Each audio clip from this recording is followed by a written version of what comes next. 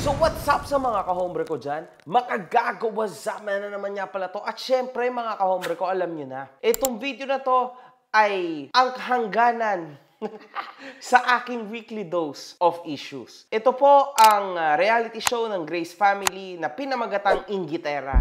Excited ako. Feeling ko sobrang daming kahinayupakan dito to the point na baka kahit papano magkaroon ako ng malupit na interest sa mga issue na ibibigay sa atin ng aking kaibigan na si Merk. Let's make it, man. Pag-antayin ako at ibilad ako sa... Putang ina mo ka. Matabang bakulaw. So ito, abanti tayo. May bonus pa. 24/7 ang aircon. Okay. So hindi ako interested dito. Sa issues lang tayo. Parang tender. Hindi rin juicy.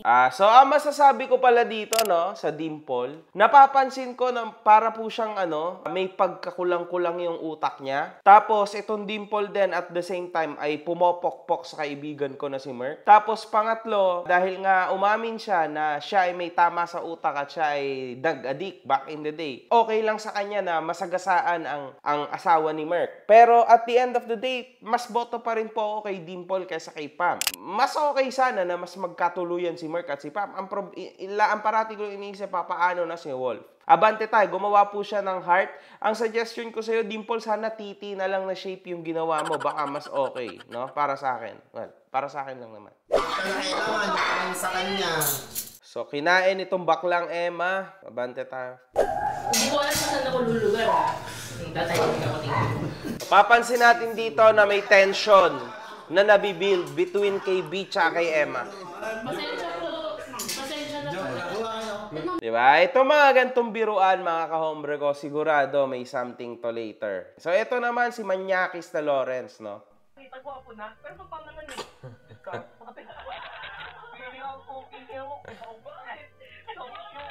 Yung bato mo, kung kakipuan mo kaamanan ng tara, ibaw natin tayo pa. Hindi kasi, nakakaya tayong bakit mo. Hindi kasi, di ba last time, may ano ka pala? Di mo pala, di mo na sabi yan. Yung problema niya. Alam ko naman sa sarili ko. Nakikita ko rin sa mata ni Dimple. Nahihiya lang siya. Gustong-gusto niya na ako yakapin eh. Kaso meron kasi siyang dalawang kasama. Yung dalawang asungot.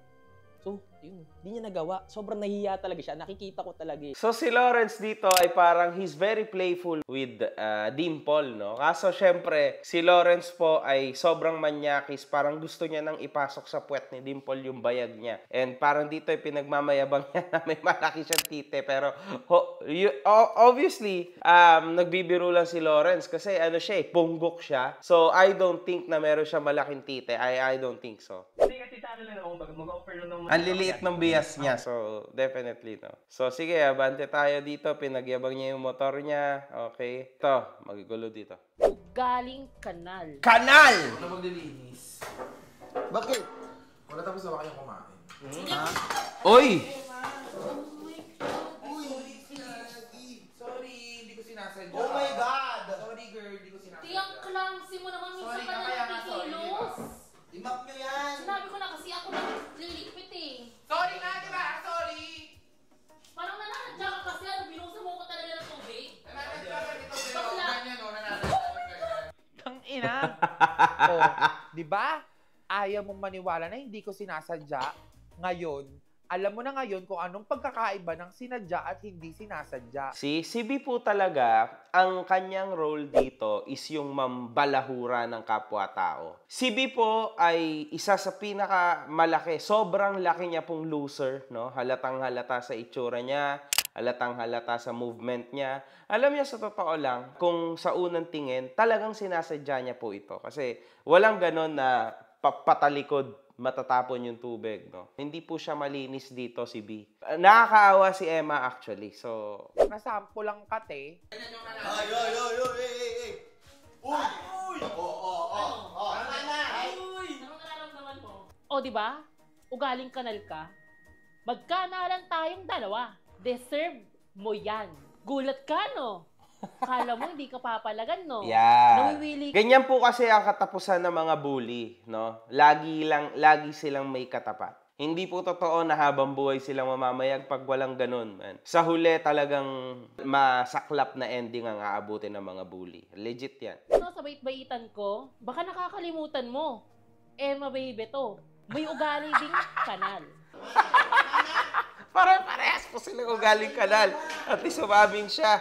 Be, please. Tama na. Ako na, ikilos dito. Basa kayo dito, hindi kayo nahiya sa may alin ng bahay. Basang-basa! Hindi naman sinasadya. Basta, ako sinadya ko. Knowing B, yung patabig-tabig, hindi niya sinasadya. Sus! Kilala ko yun pag ayaw niya sa tao. King ina mo, alam nyo mga ka-hombre ko, darating talagang pagkakataon, susubukan kong tabigin to. Sabihin ko, Putang ina, sorry, hindi ko din sinadya. Putang ina mo kang bakla ka. baklang bakulaw. Hindi para mantabig ng pitchel. You ha, madam ha, kita ko yon, hindi mo sadya yon. Ngayon, kung sa tingin nyo sinasadya ko yung pagtapon ng tubig, hindi ko naman talaga sinasadya. Sobrang halata, B. Shut the fuck up, man. Abante na tayo dito. So, umalis na yung nanay ni Pam. Abante na tayo. Wala ka nang tayo sa amin. Uy, grabe kayo. Dito may sweet moment si Merc at saka si Dimple. Tawang nanalo sa pagalingan magluto. Nakakatawa lang ng buong Grace family, mas lalo kang pinagmumukhang tanga. Alam na alam mo sa sarili mo yan, halos hindi nagalaw yung niluto mo. Ngayon, kung masasamaan yung mga nanonood sa akin, well, masamaan kayo ng masamaan sa akin, at least nagsasabi ako ng totoo. Pero sa bagay mga ka-hombre ko, usually po yung matataba talaga, sila yung masasarap magluto. So, no doubt kay B. Ano? Lahat na lang? Insecure sa akin? Grabe na ha? Biruin mo, pinag-sleep over ko na nga lang si Bes sa kwarto namin. Nananabunot pa, tas gagawin akong tanga. Pakyo ka, Be! Bakit nagubukod? Eh kasi baka mamaya, pinatitripan ako ni Be kasi So, sige. Bali, may ginawa siya dito. May ginawang karumal-dumal si... Oh, ito yung CCTV siya. kaya niya, bakit siya papasok ng ganyan? Si B pala. Hindi. Si B pala. Ano? Ay, hindi ba kami kukunin? Ami ko kunin. Ano ko naman, Ibi? Nakakanga ka matulog. Ang galing naman. Hindi, pagod na pagod kasi tayo. Ano yun? Ano ginawa niya?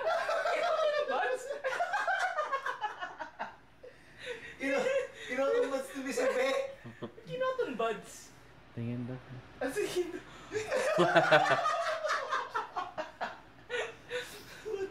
Bakit hindi natulog pala si Be? Kinotong mas ka lang pala eh. Isang cotton buds sila yung ginamit niya. Magkatenga na kayo ngayon. Si Batman lumalabas. Pang! Ikot naman eh! Di ba kaya? Bawal na yung ginagawa niya. So, nambubuli po si B. Nakita nating lahat na sinabunutan niya si Eva. Well, this is a funny part. Pero ito, I don't know, man. Ka na, ang dami mong hininga. Yan na! Ang dami ko hininga. So, dapat ako bigyan To ka na! Let's go! Ano ba nangyari? Bakit mo ba siya sinabunutan? Wala, naiirita lang ako kasi... Kuya, kausapin mo yan. Ako nagkigil naman ako dyan. Hindi, bakit mo siya... Hindi, kasi para sa akin talaga, Agi. Mali talaga yun. Kasi... tutulog kasi yung tao, tapos kinotong buds mo pa. Kinotong buds mo pag gamit sa Kahit ako yung nakoton buds, Pareho panas kayo. kayo. Kasi yung pamilya ko, hindi ko talaga, never nilang ginawa sa akin yun. Or sila lang may karapatan talagang gawin nila sa akin yan. O di, nasa ibang Tapos ganun ang emosyon mo? Nasa ibang pamilya Ano, gumagawa ko ng sarili kong kakasakit ko? Tama na, tama na. O ano ang gusto mo Humanap ka mangyari? ng ka-level mo!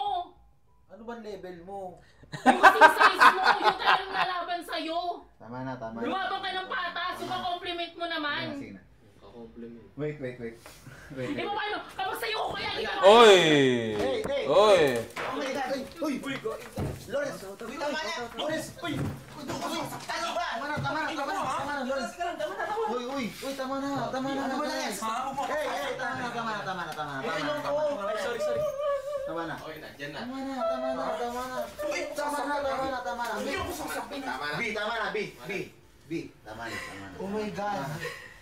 Tama na, B. Bobong Merc naman parang harang pa sa pag-aaway namin ni Emma. O, kasi patuloy kita. 1 point for B. Ano ba yung hindi ko makita yung sa reality show nyo? Oh, Ngayon, shit! kitang-kita nyo na mga biko. Sino talaga ang may ugaling kanal? Nakakatawa po to, no? Para siyang BOTY na hindi maintindihan. Kung ako dito, igigame ko na to sasuntukan ng mga sikat, itong dalawang to. Okay to. This is funny, man. Serve mo yan. Oy. Oy, mas heated, mga boss. Tama na. Kailangan mo dito dapat pinasasaktan! Tama na, guys. Tama na. Biniyag ko yung sarili ko! Hindi para saktan-saktan nyo! Oh, damn. Tama na. Doon ka sumali. Pinatay ko sa inyo mangyari, di ba? Ganito! Tama na. Yan na yun. Paano ko kaya? Puta kaya! Tama na. Awin na. Itis ka pa. Malalabanan. Masyado ka rin ano din. Tama na. Hindi nyo alam kung paano ko iningatan yung sarili ko! Oh, shit. Lahat kayo! Tama na. Ano? Tama na yung sasabihin mo? Nung nag-aaway sila, hindi ko alam kung anong gagawin ko. Oh, Kasi para shit. sa akin, sobrang mali kung sasabay pa ako sa galit nila. Kasi naramdaman ko sila masyado silang galit.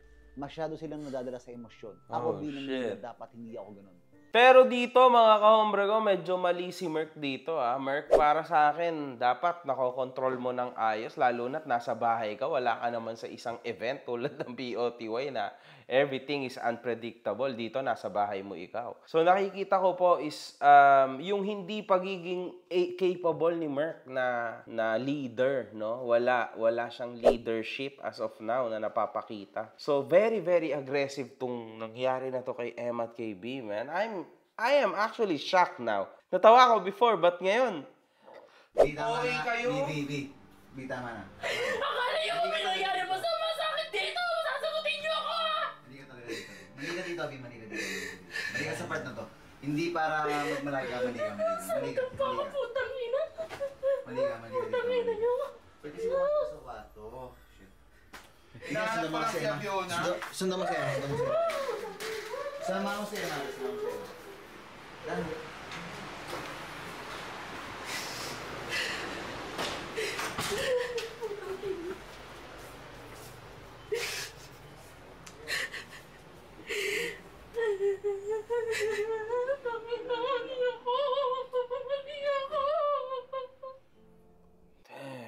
this is crazy, man. God. Well, alam nyo, mga kahombre, naawa naman talaga ako dito kay Emma ngayon, man. Oh my God, this is crazy.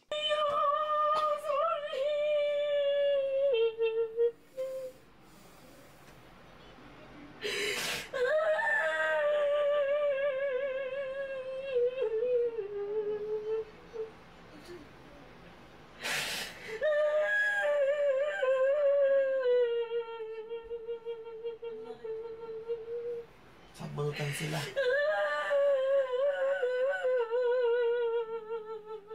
Nagising ako. Bigla na lang umiiyak si Ate Emma. Binalasa pala siya ni B. Kawawa naman. So, yun na. Nagkandaletse-letse sila, mga kahombre ko. And, oh my God. Si B na naman po ang sobrang mali dito. Si Bakulaw na bakla. So, hopefully, makabawi si Emma next week. Pucha, Emma, gusto mo ibawi kita. Suntukin ko sa ulo yan si B, no? Pero grabe to, mga kahombre ko. This is a sad part. Kasi, hindi makontrol ni Merc. Tama si Emma eh. Kasi, what if may mangyari sa kanya? Pananagutan nyo ba siya? So, alam niyo yun. Ewan ko, putya. This is crazy, man. I'm out. One love.